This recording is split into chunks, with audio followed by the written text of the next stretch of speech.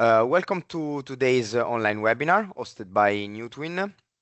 I am Andrea, the head of business development, and alongside my colleague Luca, who is our e-motor designer and control engineer, we are excited to walk you through our approach and methodology to accurately calculate power loss models in eMachine application. Now, before we dive into the technical details, here is a quick overview of who we are. Newtwen was founded in 2020 and headquartered in Padova, which is a city located in the northeast of Italy, in the Veneto region. Our core expertise lies in thermal management for e-powertrain applications and control strategies optimization, where we have developed a unique technology that blends physics-based modeling with embedded software. Now, what makes our software a real added value for our customers is the capability to transform complex thermal simulations into real-time virtual sensors that run on embedded systems. The results we are achieving lies in the expertise of our team that includes multi-physics simulation, embedded system control, software development, and an extensive AI research and development. But let's see, why do companies and researchers need virtual thermal sensors in the first place? Because thermal management remains one of the most critical bottlenecks in the design, validation, and control of e-powertrain components. In fact, in the past years, working closely with our customers, we have encountered several challenges. Critical thermal hotspots, such as the junction temperature on the inverters and the stator windings, are often critical and inaccessible with traditional sensors. The existing simulation tools are slow, expensive, and not designed for real-time use. Standard software solutions require deep expertise and lack scalability across different components and platforms. There is a lack of temperature accuracy for effective control and derating strategies. Also, integrating models into embedded systems often results impractical given the high computational load, making real-time deployment extremely complex. As a consequence, components are often over-designed, resulting in higher material costs and suboptimal performances. Now, all these challenges that you are seeing here in this slide directly impact efficiency, reliability, and time to market, especially when fast iteration and embedded validation are required. Now, while we have built a strong track record in the automotive sector, where real-time thermal insights directly impact performance, safety, and cost optimization, we are increasingly seeing demand across other industries as well, the ones that you are seeing here. In fact, the need to monitor and estimate temperature at critical hotspots, especially where physical sensor cannot be deployed, is shared by sectors like aerospace, data center, and renewable energies. In aerospace, for example, the pain is often about ensuring reliability in extreme conditions. In data center, companies are struggling to manage thermal efficiency. In fact, it's key for uptime and energy use. In renewable energy, the accurate thermal monitoring supports both predictive maintenance and system longevity. The challenge across these different sectors is the same, and therefore also the value of virtual thermal sensing. Now, we are already working on several high-impact components, such eMachines, inverters, onboard chargers, and others. In fact, across all these components, temperature plays a critical role, but it's extremely difficult to measure it accurately in real time in a critical internal location. The same approach that we are applying to these components can be applied potentially to many other e-system components. Right. So companies are able to easily leverage the VTS technology thanks to InFabrica. InFabrica is our end-to-end platform designed to take CAD geometry all the way to optimize embedded code. The features integrated in the platform include nonlinear parametric model order reduction, physics-based model calibration using experimental data, automatic estimation of unknown thermal properties, AI-enhanced discrepancy modeling for unmodeled dynamics, and flexible virtual sensor definition and placement. This platform has been designed with white box exports options for Simulink, embedded C code, or state space model. Now, last but not least, and to introduce today's topic, the workflow also includes the possibility to construct a power loss model when one is not available, or directly adopt one when you actually have it in hand. Everything is optimized for accuracy and real-time performance, enabling engineering teams to validate, control, and monitor thermal behavior where it matters the most. So before I pass the word to my colleague Luca, if you have any questions, curiosities, doubts along the way, please feel free to drop them in the chat so we can dedicate some time at the end to address them all. Thank you, and thank you, Luca, for taking over from now onwards. Okay, thank you, Andre.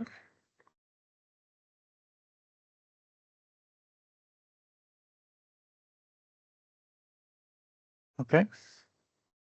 So thank you, Andre, for the introduction, and thank you for, let's say, today we are going to have a look on the construction and the adoption of the new functionality that we have on the power loss model that we have introduced into InFabrica.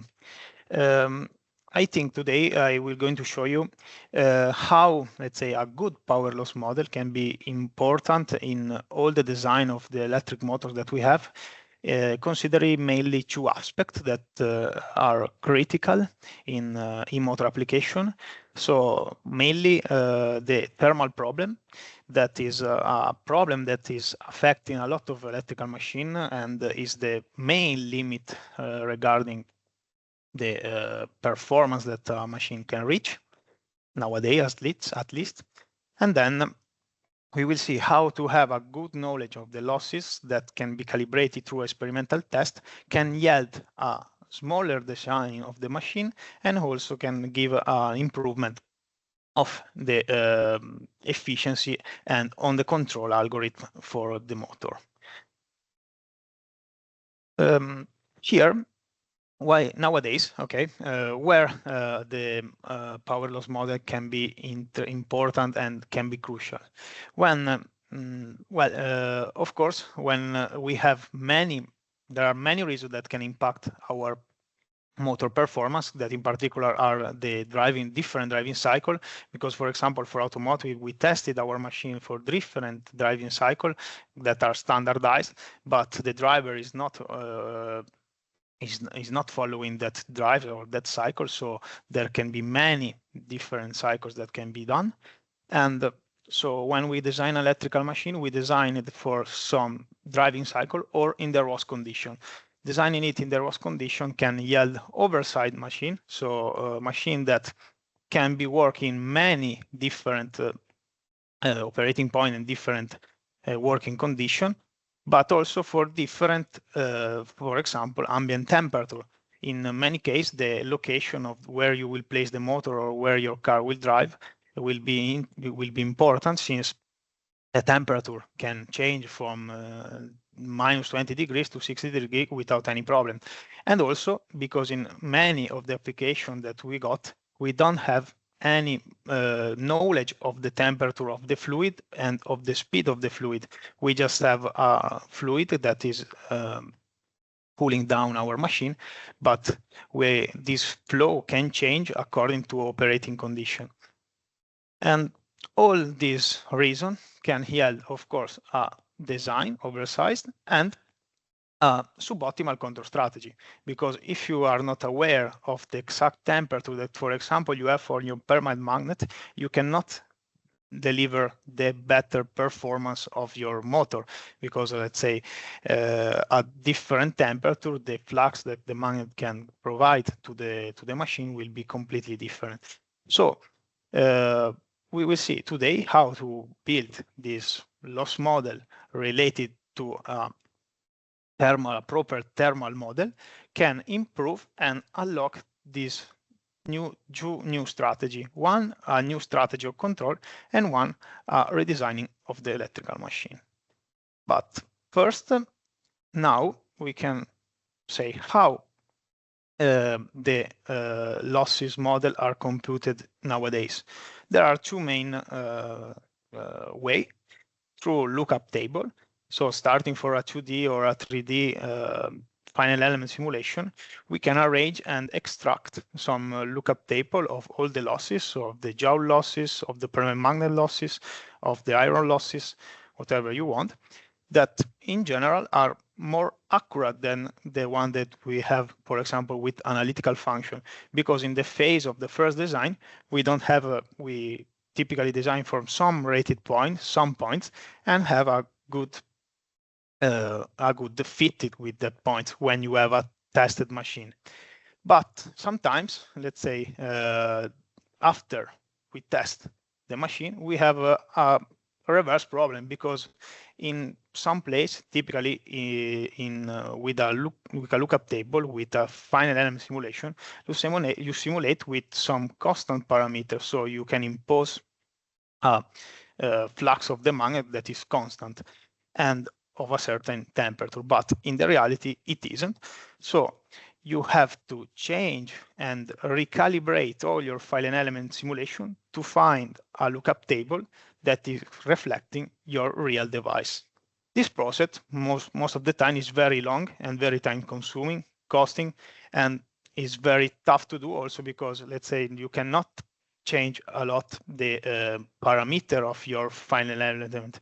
You don't have a lot of flexibility, because something that is not modeled, for example, some defect of production that you have on your real device cannot be modeled. And in this way, you will end up with a very good model in some point, but with a lot of luck in other points.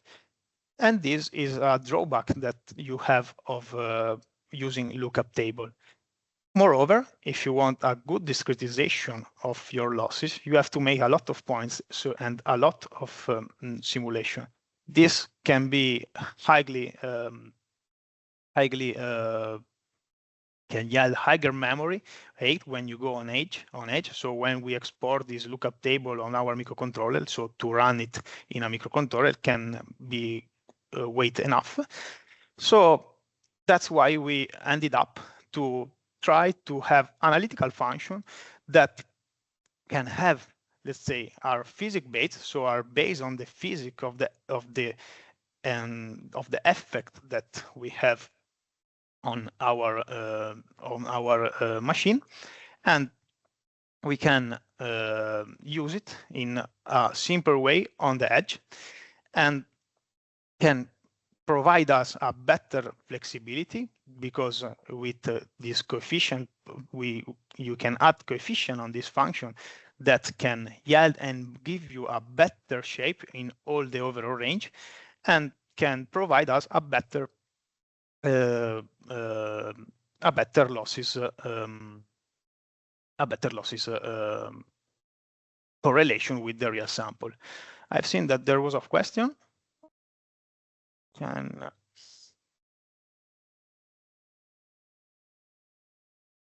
Yeah, if you can drop it in the chat, it would be best, so we can address it at the end of the session. Thank you. Okay.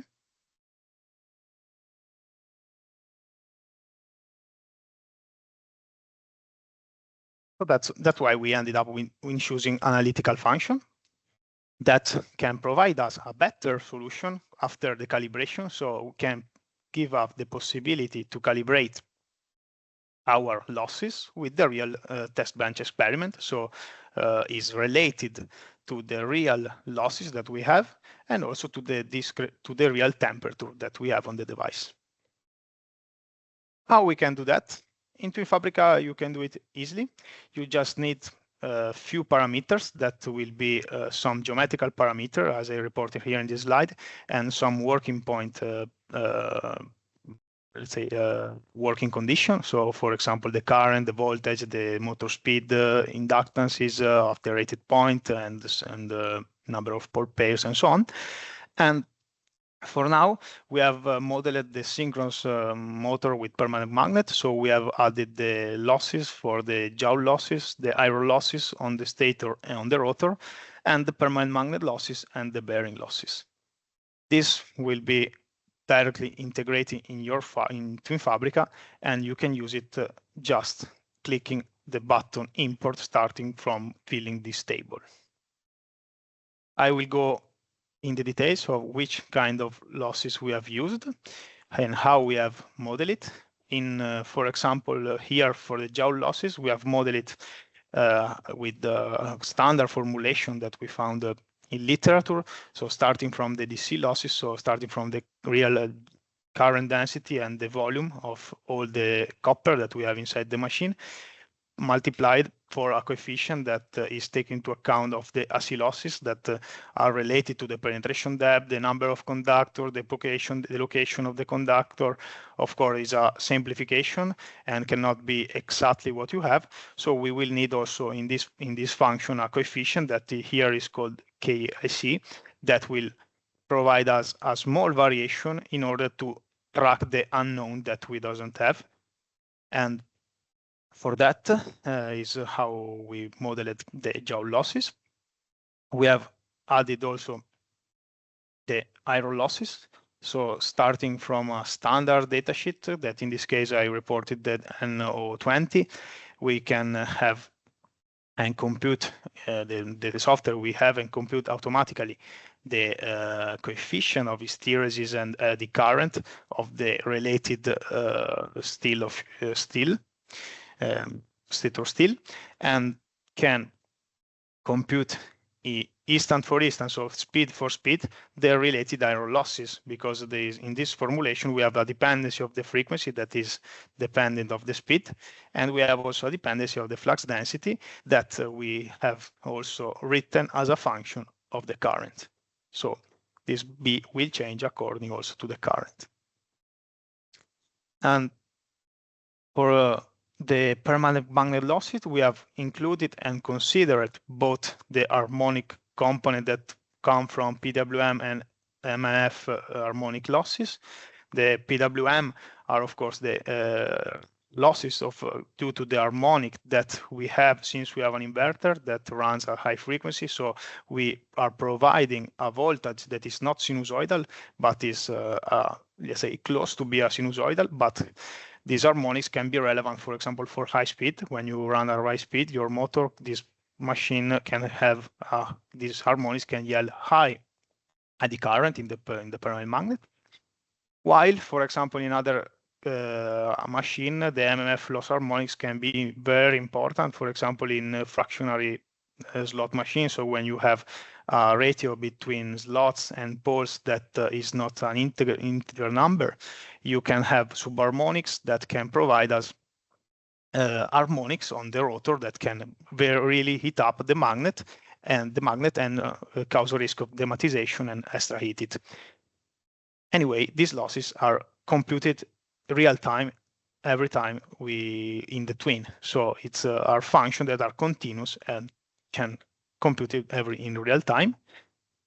This kind of harmonic are summarized and imposed in Twin Fabrica. So when you click import, you will get a summation of all these components that provide you the overall losses, of course.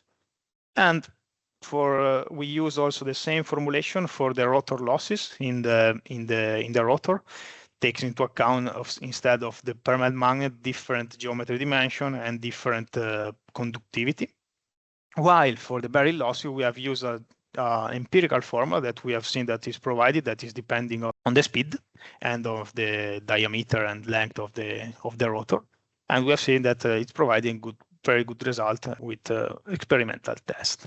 But the main thing is that with all these losses, we can have good power loss model that once is calibrated can bring us the possibility to unlock this new strategy that for example, is called this minimum loss per ampere or maximum efficiency for each point.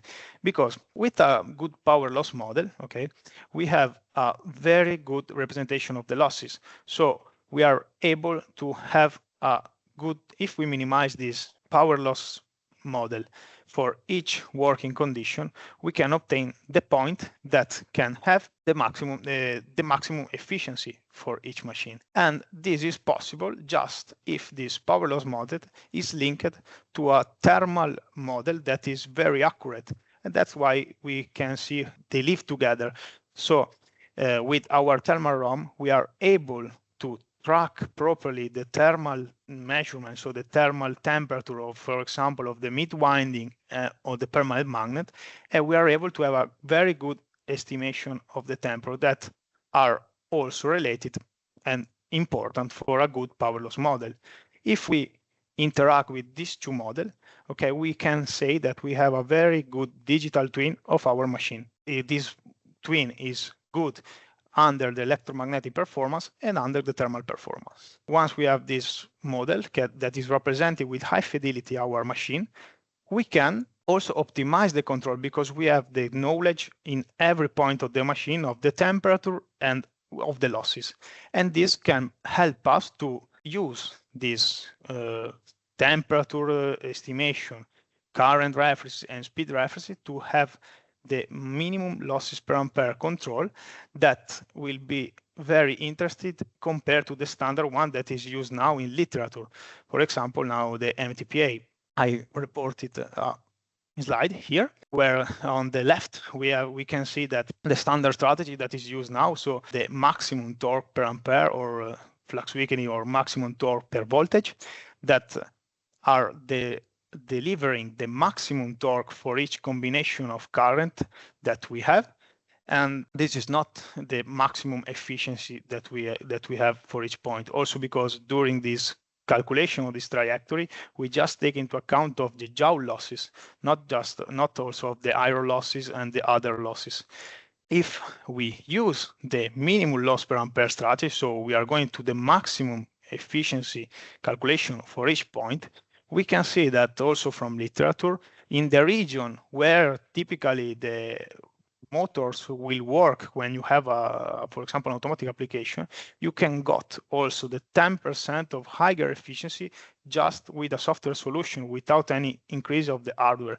So you have the same motor, just having a good model of your machine, you can optimize the current in order to get the best efficiency for each working point. And this is independent of the boundary condition on the temperature that you got on the magnet and on the winding, because all these estimations are taken into account in the control algorithm, and this control algorithm yields you the best combination of DT and EQ current for every point that you need. So for each current at each speed that you are running your machine. And this is what we can get with increasing the increasing of the efficiency, but is not the, this is one of the two topics that I would like to remark today. But the other topic is the reduction of the design. Here we can have a look of these two graphs where we can have a machine with the twin and without the twin. Of course, as I mentioned at the beginning of this webinar, I was saying that when you have a machine that you don't know where it will go with different driving cycle, you keep some margin because you are not aware of many boundary conditions, you are not aware of the driving cycle, you are not aware of how the permanent magnet will be heated, you don't want to risk demagnetization, and so on and so on. You keep higher margin. So in general, you design with reduced temperature of the permanent magnet. You cannot push on the limit.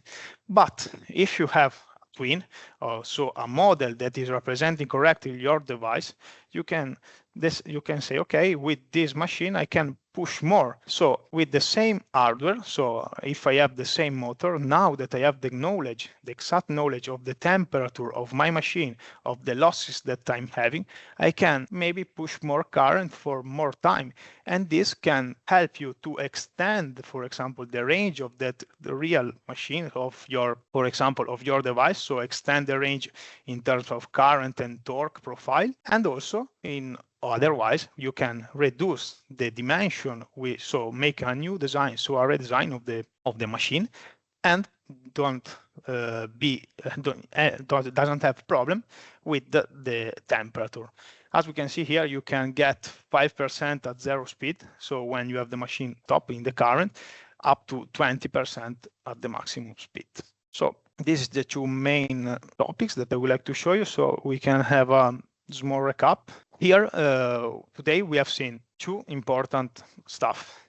So with good power loss model, we can have a maximum efficiency trajectory that can be interested in all the machine, in all the motor that run, for example, a low torque and high speed application. So you can increase with a very huge amount of the value of the efficiency just with another solution. So with the knowledge of your device and the knowledge of your temperature and of your losses. The knowledge of your temperature is related, of course, and of your losses. You will have it just with a high fidelity electromagnetic and thermal model. And this high fidelity and thermal model can also give you the possibility to extend your device range in terms of current and in terms of speed. So you can overload your device that you have built for a bigger range. Otherwise, you can use this twin to reduce the size and say, okay, I have this margin, so I can make a little machine smaller because now I'm aware of the real temperature that are affecting my device and of the losses that will be injected in that machine. So I think that's all. There is a couple of questions. I don't know if you're seeing them. I can share it with everyone else as well. The question was, what does TW and TPM refer to? In case anyone else was wondering, TW stands for temperature winding, while TPM stands for temperature permanent magnet. There is also another question, and Luca, I will ask it to you directly so you can answer. For MLPA, what is the constraint for the current references, particularly in the DQ frame? Okay, to answer to this question, I can reshare my screen. Okay. Here, okay, there is no, let's say there is no limit on the current. I mean, this MLPA is just for each point of torque and speed, you will get the current, say the minimum current level that will maximize the efficiency at that speed. Of course, this current, okay, can be provided with different ED and EQ combination. This means that you will explore the circle of many currents that can provide the torque, and you will got just the combination that maximize the efficiency or minimize the losses, since let's say the torque and the speed are constant. Can you show? Yes, I can show you a quick tour for sure of the software. If you okay, this is the software. This is Twin Fabrica. Is the last release that we have done here. Here you can see on the top of the toolbar we have the 5 buttons.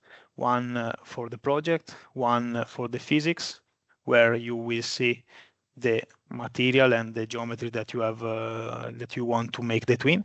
So here is the place where you can import your full order model, so your CAD, and you can, starting from that, adding and heat sources, material, boundary condition, and mathematics to make the full order simulation. In this one, okay, you will got results, of course, of the form simulation, for example, like that. I can give you an overview of these e-motors, and you can just run it. Now the full order model is building, and it will show you all the temperature that you got with the current that we have on the left panel. And so you start from the full order model, so starting from the thermal model, so starting from the complete model of the machine. And this simulation takes a lot of time because you have a lot of mesh, a big mesh that is very huge. For example, in this case are 800,000 of nodes, and it takes time to have this simulation, since we can see all the mesh here. For example, this is a mesh of the housing.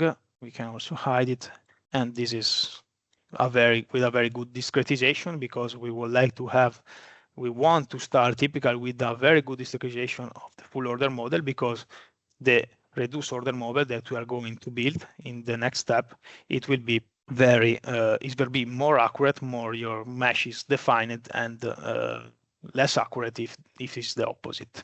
This is an example of the full order model. Once you have done your full order model, you can move to the next panel and start the reduction.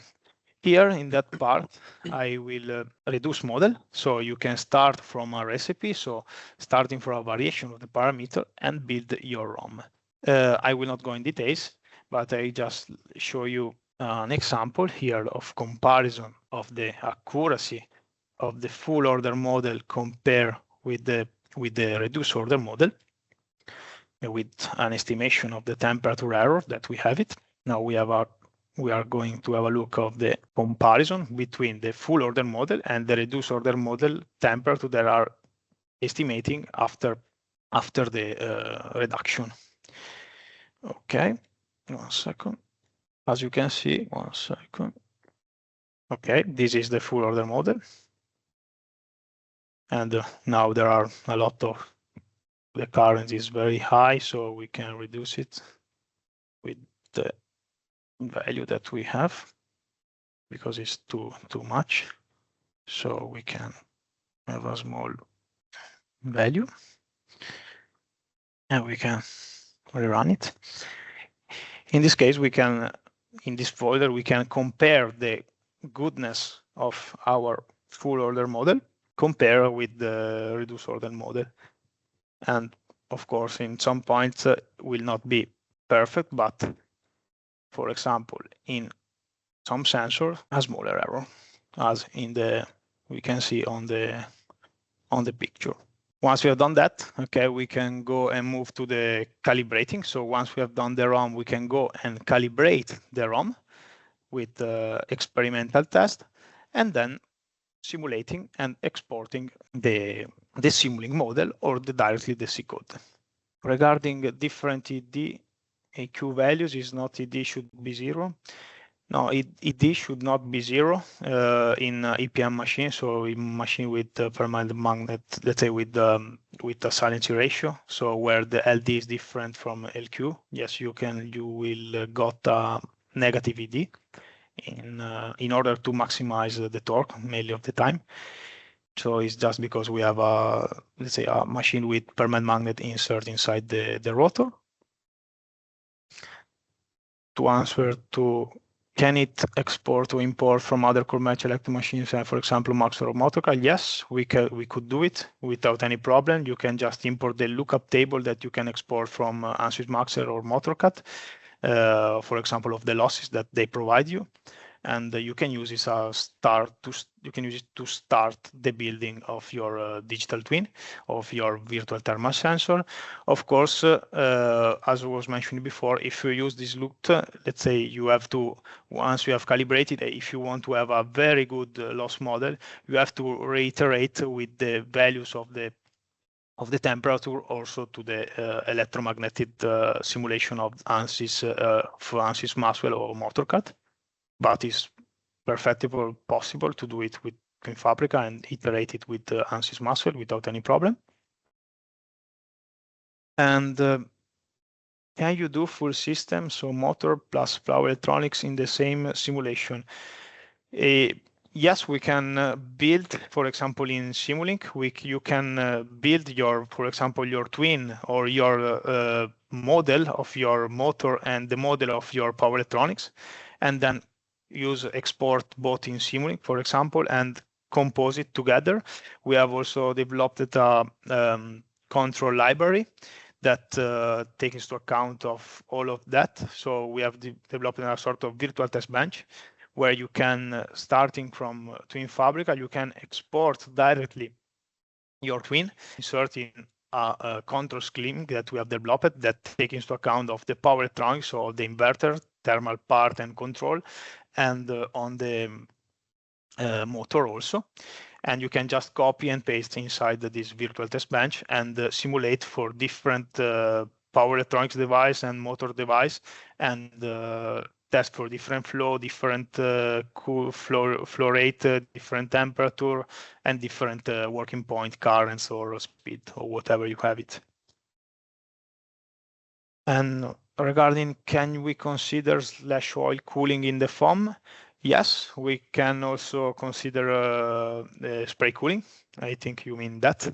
Of course, to do that, we need we can have two stuff or a CFD simulation that you can easily import inside Twin Fabrica. Otherwise, we need discretization on the CAD file, so on the mesh file, where the oil spray is sprayed, and more discretizes this part. More in this place, you can have degree of freedom, so we can arrange through, of course, the software. Inside the software, we can have different heat transfer coefficient according to the location of the, for example, of the unwinding. And in all these points, you will got different age according to the real experimental data to the spray that you are spraying on the unwinding. What are the different cooling configurations that can be implemented? I mean, there is no limit of regarding the cooling. We have used both water cooling and so with water jacket. We have a customer with oil spray cooling, but there is no limitation regarding that to our application. The only thing is that we have to model it in a proper way and according to the application that it will go. An analytical representation of the losses. May I ask, if possible, which optimization technique this software utilize? Also, how long it takes to generate the model? Okay, we start with the first. Yes, you can export the analytical expression. Once you have built your own expression, you will got inline expression that you can export in MATLAB or in a CSV file without any problem. It's all open and all available. Of course, you can play and modify also according to your knowledge. There is no constraint on that. Regarding the optimization, we have used for the calibration, so to tune the parameter in order to get the good result in terms of temperature and losses. We have used a differential evolution that is tailored for this particular case scenario, so for electrical machine and inverter. And to generate the model, I think that starting, if you have a mesh or a step file, starting from the step file until the end, if you have done the test on the machine, it will take 1-2 days working, not a lot. So you will have your C code ready to be integrated in your hardware on the test batch in 1 day, 2 days, according to your expertise, of course, and according to the size of the mesh that you have done. And the calibration base, how it works is the inverse problem. So we try the optimization, try to minimize a cost function where it changes all the parameters in order to minimize the cost function, so the difference between the real experimental measures and the response of the model that we have built, so the full order model, the reduced order model that we have inside InFabrica. But you don't have to take into account of all this stuff. You just need to select the range where you want to change all these parameters, click the button of the calibration, and automatically the software in the backend will do all the job for you. And yes, how the experimental data contribute here, why the simulation is needed here if we are using the experimental data here. Okay, regarding the experimental data are important because if you want to have a good model, it should be calibrated and should represent the real device, so the real experimental data, so are very important. And also the quality of data is very important, because if we want to have a good model, we need to provide a good data in order that the model is able to understand from that data, and with good optimization, and to try to have the best fit of the real device. Of course, all our models are physics-based. So since our physics-based cannot be, let's say, there is a physics behind, so the law are very close to the reality mainly of the time, but sometimes there are some uncertainty due to production or quality of the material also that need to be a little adjusted with some parameters. And the simulation inside the software is not because we want to simulation, but sometimes some of our customer doesn't want to go on edge, so doesn't want a real twin that it will go on the real hardware, but they are just happy to have an export of a smaller model that is representing your big model, so is the big final element simulation, because mainly, for example, for high for complex geometry, to run a simulation with a lot of nodes can be very tough when you need a lot of RAM and GPU or whatever you need. So if we are able to have a smaller model that is representing the environment, so the real one, the full order model, and run there the simulation, many of customers are happy in doing that. So I believe we use the final element to find the type of losses that we cannot obtain accurately in practical. So what the data include here is the EQ and torque, only as mentioned early. Let's say you can have two ways to get the losses, okay? And you can start from a file element analysis, of course. That, of course, will or analytical model, okay? In both cases, you will get not the real losses that you will end up in your motor, but you will go closer, okay? And you would like to get closer in many points, at least in all the points that you are running, okay? And what we have inserted here into InFabrica is that what we have seen, at least, that if you're starting with a 2D final element analysis, you compute the losses from, for example, from our other commercial software, you will end up with good losses in some points, but not everywhere, and or at least not in all the points that you wanted. So we decided to have an analytical model that will have, let's say, less accuracy before the calibration. So before you calibrate the model with the real losses and the real temperature, but once it's calibrated, is reflecting exactly the losses and the temperature discretization that you got on the real field, on the real test bench.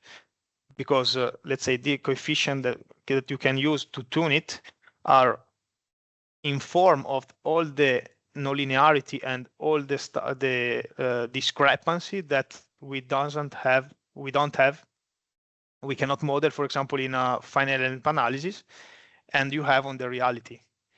This is the why we ended up on that. And of course, regarding the data, the data should be the one that you can measure it. Okay, of course, D and Q, if you can also torque, of course, losses. So for example, torque and voltage and current before and after, also the inverter. Yes, this should be good data that will help us to train and properly the twin. So regarding both the losses and also the thermal.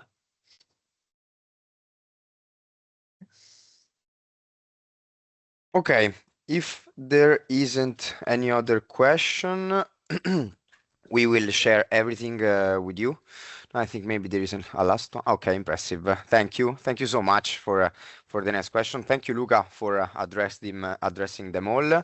We will share also a detailed explanation by email of all the questions that you asked, and alongside the recording and the deck. Again, if you're interested in diving a bit deeper in the software, the technology, the methodology, the programs, we are happy to have an additional catch up with you separately, of course, since we only have a few minutes now. But yes, I mean, please respond to our email when you receive it in case you have any curiosities. Thank you, and have a great rest of the day and evening. Thank you. Bye bye.